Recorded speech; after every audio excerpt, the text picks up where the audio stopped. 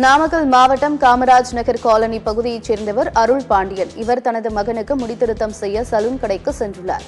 அதன் உரிமையாளர் சிட்டு என்பவர்தான் வெளியே செல்வதால் கடையை மூடுவதாக கூறினார். இதனால் வீடு திரும்பிய அருள் பாண்டியன் சிறிது நேரம் கழித்து மீண்டும் சலூன் கடைக்கு சென்றுள்ளார். அப்போது கடை உரிமையாளர் வேறொருவருக்கு முடி வெட்டிக் கொண்டிருந்தார். இதனை கண்டு அதிர்ச்சியடைந்த அருள் பாண்டியன் கடை உரிமையாளரிடம் வாக்குவாதத்தில் ஈடுபட்டார். அதற்கு கடை உரிமையாளர், உங்களுக்கு முடிவெட்ட முடியாது, ஊர் கட்டுப்பாடு, உங்களுக்கு முடிவெட்டினால் கடை நடத்தக்கூடாது என பஞ்சாயத்தில் கூறியதாக தெரிவித்தார். தற்போது இது தொடர்பான வீடியோ காட்சி வெளியாகியுள்ளது. காசு தரோம் சும்மா முடிவு வேணாம். எதுக்கு ஜாதி பார்க்குறீங்க? இல்லைண்ணா நீங்கள் கடையை போடாதீண்ணா.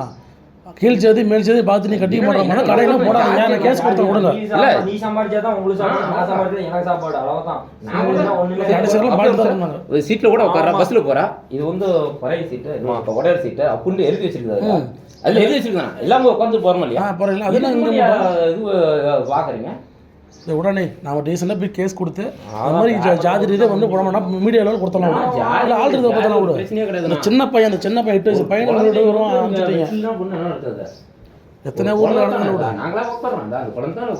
விடு விடு வேணாம். ஒரு வயசு ஒரு 7 வயசு ஜாதி பற்றி வெட்ட வேண்டாங்களா பஞ்சாயத்தில்? இவர் மேலேயும் பஞ்சாயத்தில் எதுக்கு வராங்க? அதுதான்டா யாரோ சொன்னாங்களோ எல்லா அரசியல்வாதி யார் எல்லாமே வந்து பேசிக்கலாம் விடு. திறமலைப்பட்டி ராகி போடாது. இந்த கடைசியாக இருக்கட்டும்.